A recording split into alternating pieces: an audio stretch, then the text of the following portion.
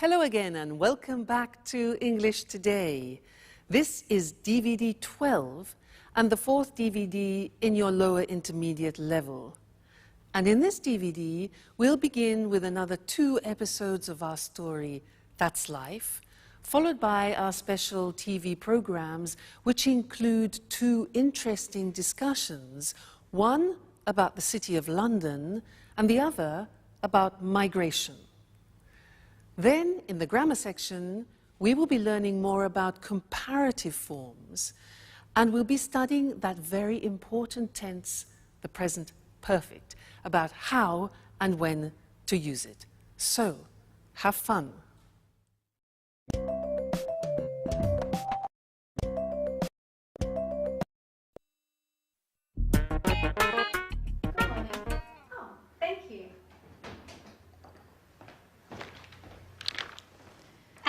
There's a telegram for you. Oh, for me? I wonder who it's from. Oh, it's from Italy.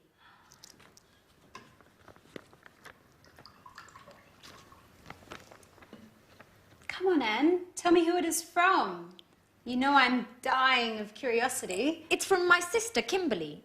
She says she's coming to visit me. And, well, she's arriving on Thursday. Today's Thursday. Oh, my God. It is. What? Oh, what? Now I have to tidy up and do the shopping, and the house needs a good cleaning as well. Oh. Slow down and calm down, Anne. We've got time. So, who is older, you or your sister? I am. And are you similar or different? Well, we're quite different. She's shorter than I am, and she's got blue eyes. Hey, what are you talking about? About Anne's sister, Kimberly. She's arriving this afternoon. Great, I can't wait to meet her. Is she as cute as you, Anne? Well, stop being silly, Jack. You're the biggest joker I know. I have to get going now. Remember, don't leave the house in a mess. Is that all she thinks about when someone is coming? Cleaning, vacuuming, tidying up and dusting? Do you think Kimberly is worse than Anne? If so, we're going to have a lot of work to do. That's right. 2 sisters means twice the work.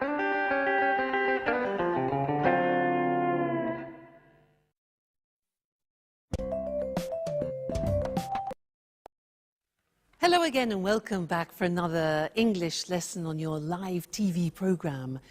Now, in that episode which you just saw, we learned that Anne has a sister called Kimberly, and that Anne is older than Kimberly, and Kimberly is shorter than Anne. And Jack asked, is she as cute as Anne?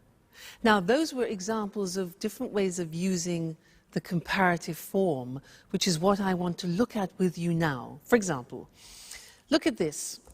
This is one book, this is another. They're not the same. So we say, this book is bigger than this. This book is smaller than this book. Okay, they're not the same. 2 more examples. We have 2 pens. This costs €20, this costs €7. So when we compare them, we can say this pen is more expensive than this pen, and this pen is less expensive than this pen, or this pen is cheaper. Remember adjectives with 1 syllable, cheaper than, but less expensive because it has a 3-syllable adjective. Now, the next thing is what happens when objects are the same. For example, look at this. Mr. Elephant. And look at this. Another Mr. Elephant. 2 elephants. These are exactly the same. So, when we compare them, we say, this elephant is as big as this elephant. So we say as plus the adjective and then as again, as big as. This elephant is as heavy as this elephant. So when two things are being compared and they're the same, we use as. So we'll look at the screen now and we'll see that in the written form. Okay, so we said at the beginning, when something is bigger, larger, we say more than. So London, for example, is more expensive than Paris. And when two things are the same size, like our elephants, we use as. So London is as expensive as New York. So these are comparatives of equality. And then the other example was when one thing is smaller than the other. So Paris is less than London, less expensive than.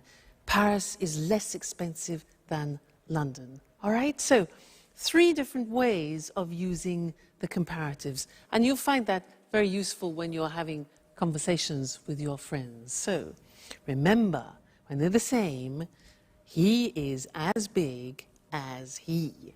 The 2 elephants. Great. So enjoy your learning, and I'll see you again very soon. Bye.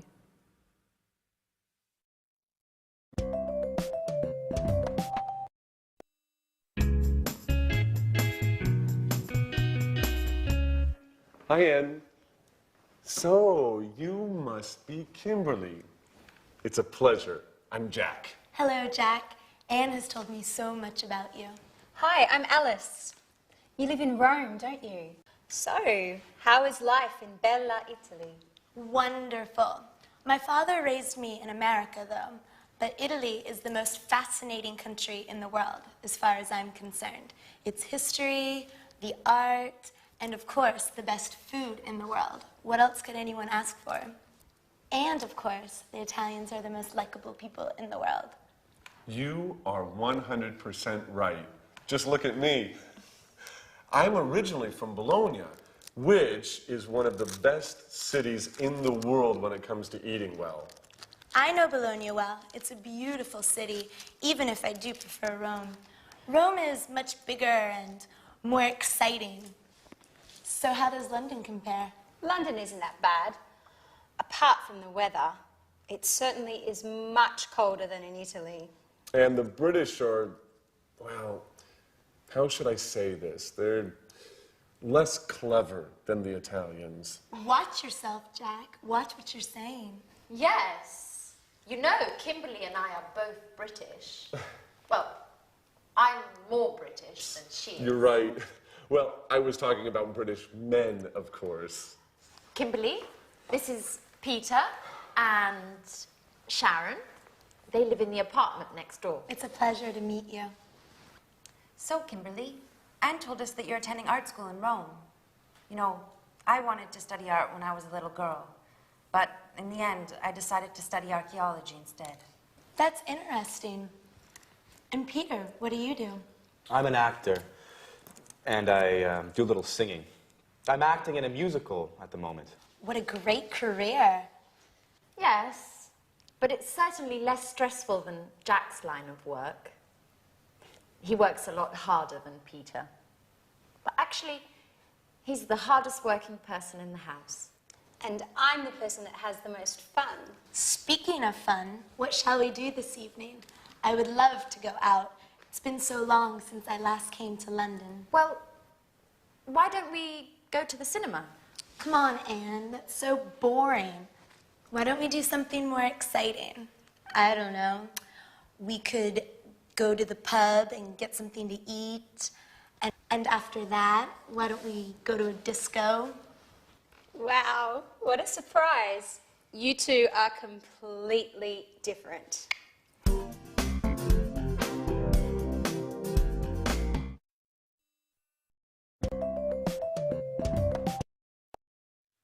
Hello again and welcome back. Did you hear what Jack said? He said the British are less clever than the Italians. Well, I'm not sure I agree with that. But anyway, I want to do some revision of the comparatives and the superlatives with you. Now, do you remember that in order to formulate the comparative and superlative, you have to look closely at the adjective? If the adjective is one syllable, like short, for example, the comparative is shorter than. But if the adjective is three syllables or more, like beautiful or expensive, we say more expensive than. What happens with two-syllable adjectives ending in Y, like funny? We take off the Y, insert an I, and it becomes funnier than. All right, so are you ready to try? I will give you an adjective, and you must tell me the comparative. Okay? So, cold. Colder than. Great. One syllable. Next, good. Gooder than. No, no, no. An exception. Good. Better. Do you remember those exceptions? Very important. Don't forget, good is an exception. Good, better than. Next, likable. Yeah, likable, more likable than. Great. Dirty. Very good. Dirtier than. Bad. Yes, worse. Remember, it's an exception. Bad, worse than. Very good. Next one, far.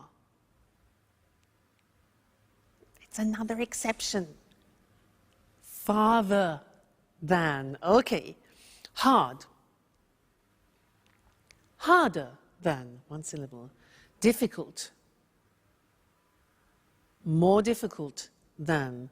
Great. Now, superlatives. I'm going to give you an adjective and you give me the superlative. So, tasty.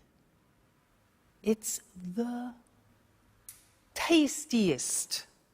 Okay, the tastiest. Remember, with the superlative, you put the in front of it. Next one. Beautiful. Three syllables. The. Yeah. The most beautiful. Great. Next one, good. The best. Wonderful. Yes, it's an exception. Great. The best. Next one, high. The highest. Great. Noisy. The noisiest. Bad. The worst. Very, very good. And one more, large. The largest. Fantastic. You see, it's just practice. The more you practice, the more you remember, the easier it is.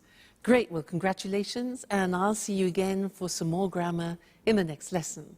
Bye.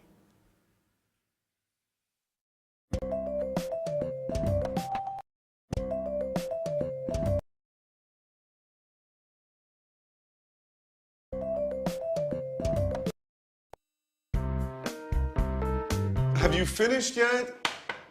Alice! No, Jack, I haven't finished my shower. Could you ask Anne to come in here, please? She's just left. Come on, I'm pleading with you. Alice, I'm late. Okay, I've finished. Calm down. The bathroom's all yours. Finally, you've been in there for over an hour.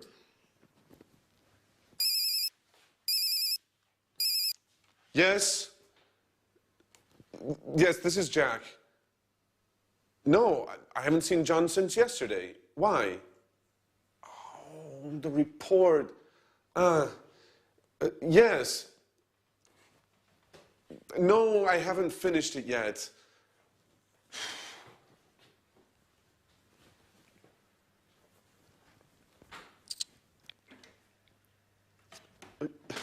Yes, I know it's important. Anyway, I've already started writing it. Yes, I'll send it to you as soon as it's finished. Excuse me? Listen, I'll call you later. Okay.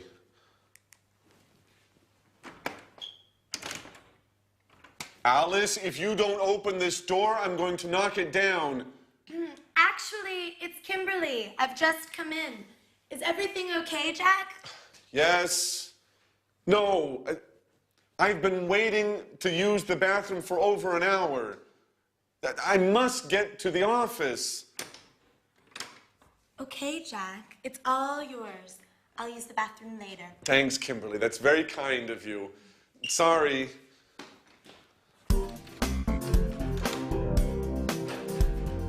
Hey, Jack, have you seen my watch? I've probably left it in there. Oh. Here you go. Have you forgotten anything else? Ooh, we're rather nervous today, aren't we? Bye. I have to get going. Hey, Jack, wait! Jack, your mobile! Oh, he's already gone. So, what are you doing today, Kimberly? Have you ever been to Portobello Market? No, I've never been there. Would you like to come along and browse around the stands? Oh, yes. It's been months since I last visited a flea market.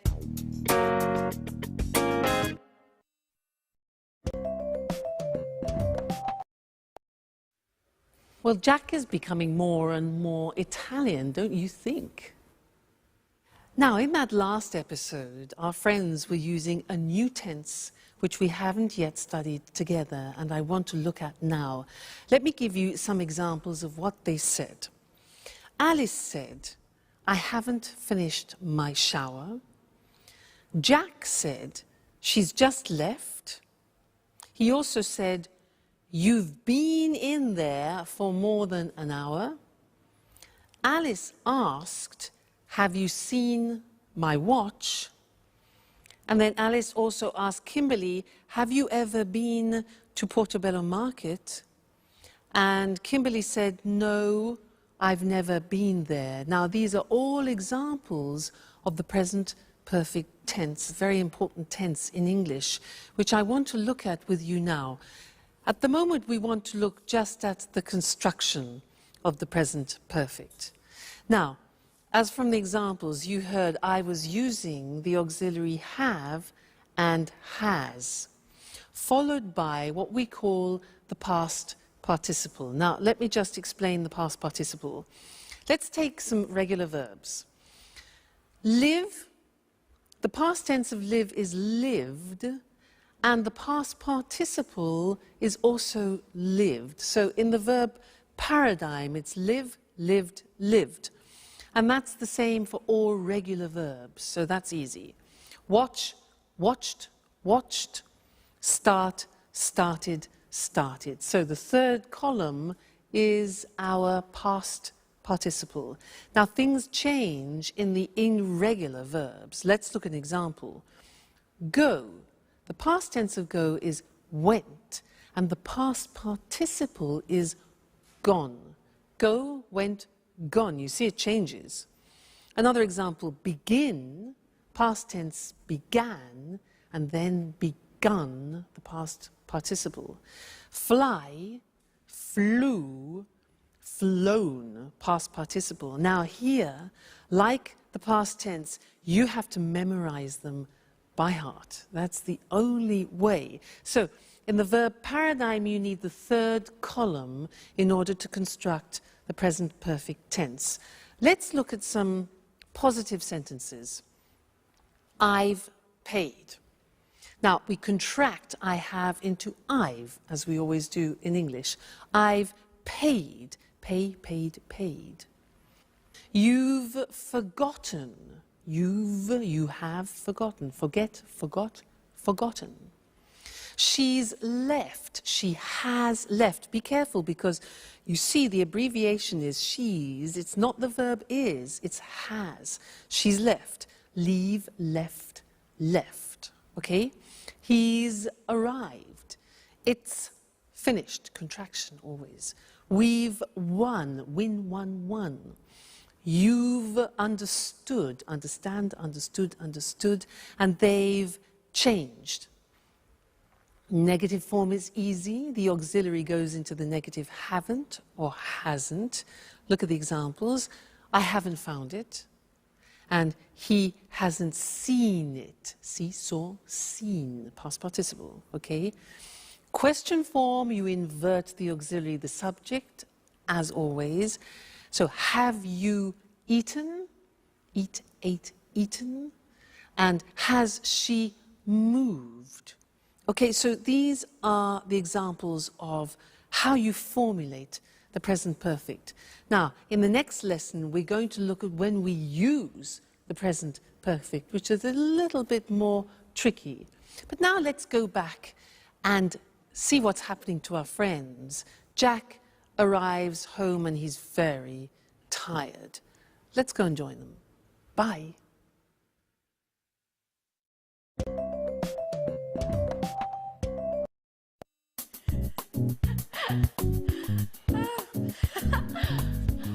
Hi, Jack. Oh, what's the matter? You look awful. I'm a wreck. And I've lost my mobile. No. Alice told me you forgot it when you left the apartment this morning. That's where it is. I've looked everywhere. I must admit, I've been a little distracted lately. I guess I need some rest. You know, I haven't had a holiday since they transferred me to London. Oh. Okay, well, relax a little now. Kimberly is showing me some photos of a party they had at university last month. I've never seen such funny photos. Hey, this is a picture of the Faculty of Economics. I've been there for a seminar. Really? When did you attend that? Well, I was only there for 4 days, but it was really interesting. Hey guys, I've just got off the phone to Peter and he wants to know if they can come over in a bit. He wants us to convince Sharon to move to Japan with him. She hasn't decided yet if she wants to go. To Japan? It's a great country. Have you ever been there? No. And to tell you the truth, I'm not really interested in going. Why do you say that, Jack? You're right, Kimberly. Japan is a fascinating country. I haven't been since 1995. Who knows what has changed since then? Do you mind if I go to my room? Today was awful. I'm dead tired and I haven't had anything to eat. Please tell Sharon and Peter, please give Sharon and Peter my regards. I'm really not in the mood to chat this evening.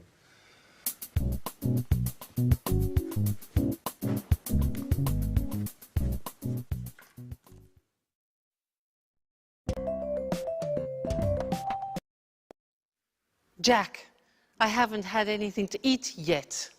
That's just an excuse. But it's interesting for us because he used the present perfect with yet. I haven't had anything to eat yet. And in this lesson, I want to help you understand when we use the present perfect. Okay? Now, remember when we studied the past tense, I gave you an acronym, this, oil, way, on, in, last, when, ago, yesterday, because we use the simple past with definite time in the past. Well, I have another acronym for you to help you with the present perfect, and here it is. Genie. Now, these represent time words which are indefinite. They describe indefinite time.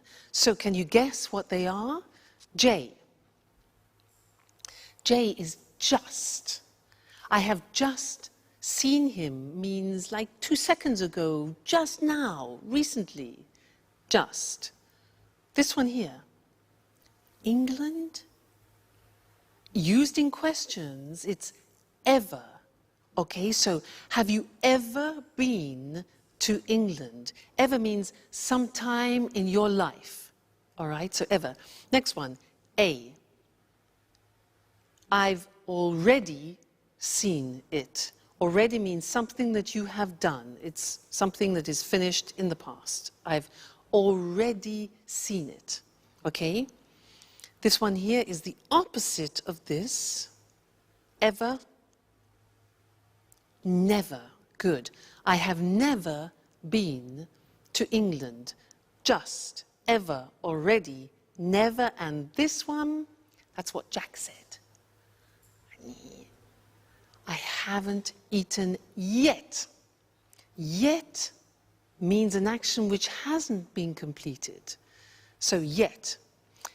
I want to look at these on the screen with you now and see where we put them in the sentence, because that's important. Just, ever, already, never, yet.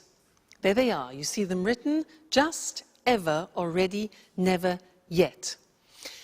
So, they are indefinite time words. Look at them in the sentence. I've just come. Do you notice where it is? It's before the past participle.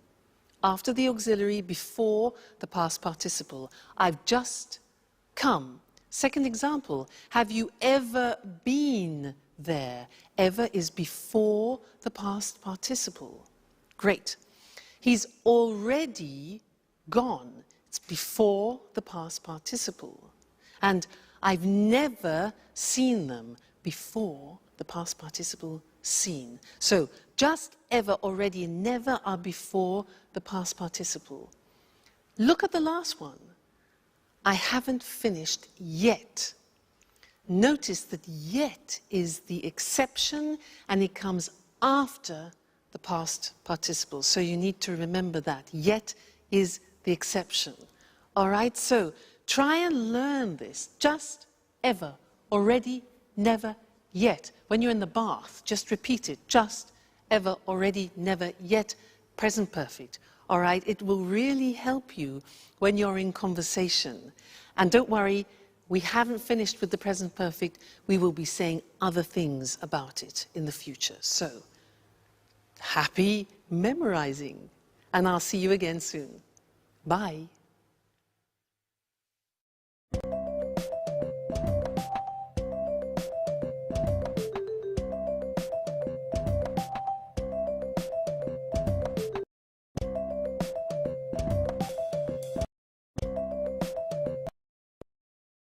Hello, and welcome to this week's edition of Let's Talk, the discussion program with our commentators, Tom and Marie. Good evening, everyone. Good evening. Oh, Tom, you went to London last week, didn't you? You told me you had a meeting with an important businessman. Yes, I did. I interviewed the chief executive of a major UK financial group. He works in the city. So, you visited the heart of international high finance. Interesting. Yes, it was interesting, actually. You know, the city is very small, but very important in the world of finance. I mean, did you know that the City of London, that's its full name, is just 1 square mile, or 2.6 kilometers, and that only 7,000 people live there? Really? So few people? Yes, only 7,000 people live there, but more than 320,000 people a day commute into the city to work there. Wow, 1/3 of a million commuters every day. Can we explain to our viewers just why this part of London is so important? Of course.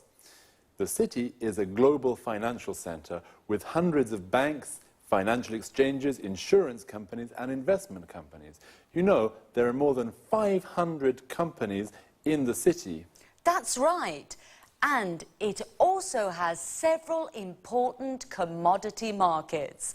The city's the place to buy commodities such as oil, gold, and silver.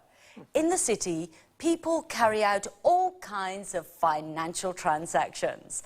They borrow money, save money, invest money, buy and sell commodities, buy and sell insurance for all kinds of things, from oil tankers to skyscrapers. Exactly, Marie.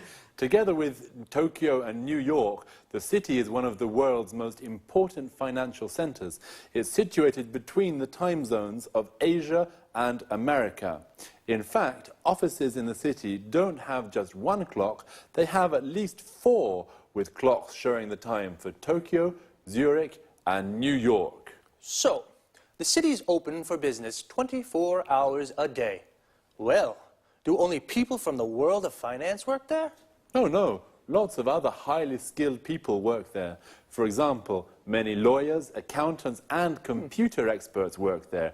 They help the banks and insurance companies to work smoothly. It's worth remembering too that the city is a beautiful place to visit. It can be ultra-modern and medieval at the same time. There are some beautiful old buildings, especially the churches, and some innovative new buildings such as the Lloyd's Insurance Building and the Swiss Re Building, or the Gherkin as it's now known. But remember, don't visit the city at weekends. There's nobody there, and most of the shops and pubs are closed. Oh, thank you for that tip. Well, the city is the financial heart of the UK, and perhaps of Europe. But it is also an interesting place to visit with many interesting buildings. Thanks to our commentators. Goodbye. Goodbye. Goodbye, everyone, and see you again soon for our next interesting appointment with Let's Talk. So, the City of London is the financial heart of the UK, the heart of international high finance. We say a thing or a place is the heart of something, we mean it is the center. Well, the City of London is very important. 320,000 people commute every day to work there. To commute means to travel regularly from work to home to work. Usually, the distance is quite far. A person who does this is called a commuter. The city is important because it's full of financial institutions.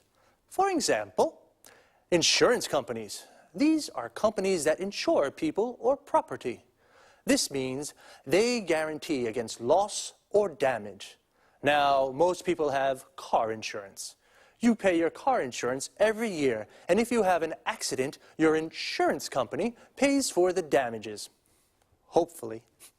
Going back to the city, there are investment companies, companies that buy shares of other companies to make a profit.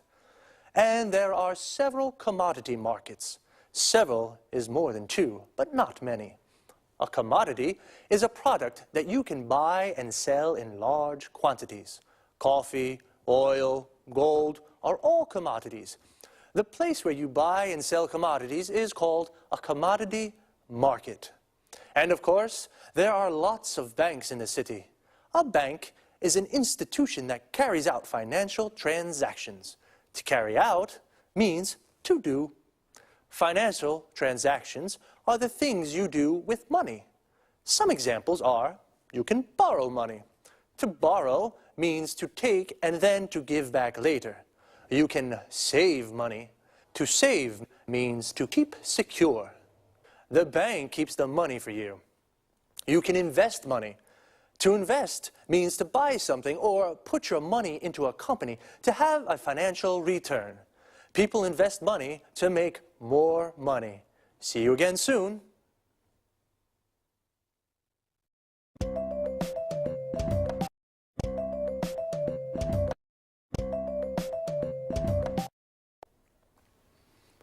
Good evening to all viewers, and welcome to this week's edition of Let's Talk, our discussion program with our expert commentators, Tom and Marie. Good evening, Eric. Good evening. Well, according to the data from the latest European Conference on Migration, the number of migrants arriving in Europe has increased enormously over the last 5 years. EU politicians are divided on this issue. Some of them believe that migration is a bad thing and causes lots of problems. On the other hand, other politicians maintain that migrants contribute to the developing of the economy. Could I ask what you think about these issues? Well, in my opinion, Migrants don't help our economy. On the contrary, they take jobs from local people and push down pay rates for both unskilled and skilled workers. In fact, migrants are often paid less than the legal minimum wage. I'm afraid I don't agree with you, Marie. Many employers use immigration to plug labour shortages, for example, in agriculture. Farmers employ thousands of Eastern European workers to pick their crops, as they can't find local workers to do the work. Oh, that's true. In addition, there are low birth rates in most European countries, particularly in Spain and Italy. The economies of these countries need more workers, especially for difficult jobs that local people don't want to do. Exactly, and it's important to remember that migrant workers contribute to the economy because they pay taxes. Well, this only happens if migrant works legally. Unfortunately, many migrants come into Europe illegally. You're right, Eric. They come in illegally and they often form an underclass that doesn't have access to healthcare and education. That's why they sometimes get involved in criminal activities. I think some immigration is okay, especially if the immigrants are asylum seekers or refugees who can't return to their home countries. Apart from this, I think European governments should put a stop to immigration. How do you suggest they do this? Well, the EU should do more to help develop the economies of North and West Africa. This would help economic migrants, migrants who come to Europe to work, to stay at home, find a job and develop their local economies. Come on, Marie. Today, the world is a global village. People have always moved around the world. Don't forget, for example, the millions of Europeans who migrated to North America at the beginning of the last century. They experienced the same problems that the Africans are experiencing today. That's right, Tom. Migration is as old as the human race. People have always moved to where it is possible to make a living. Maybe we should get used to the ideas that our society is becoming more and more multiracial. Okay, this discussion has been very interesting, but unfortunately it is time to say goodbye to Tom and Marie. Goodbye, Eric. Goodbye. Goodbye. Goodbye, and see you again soon for our next installment of Let's Talk.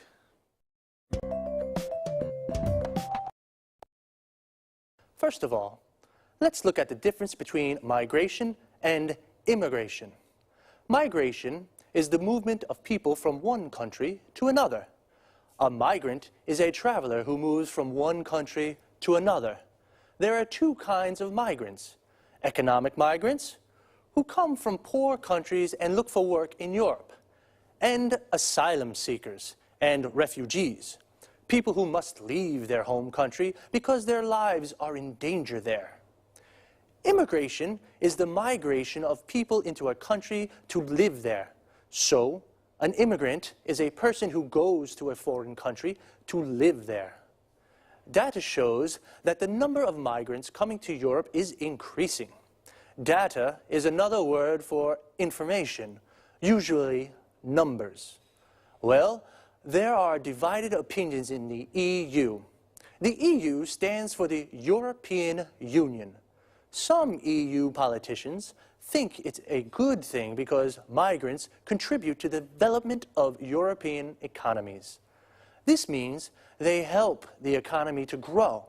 How do they contribute? They pay taxes. Tax is the money we pay from our salaries to the government. And employers, these are the people who give jobs to other people, use migrants to plug labor shortages. This means they give jobs to the migrants because there are no local people to do the work. Other EU politicians think immigration is a bad thing because migrants push down pay rates. This means they reduce the amount of money that people are paid.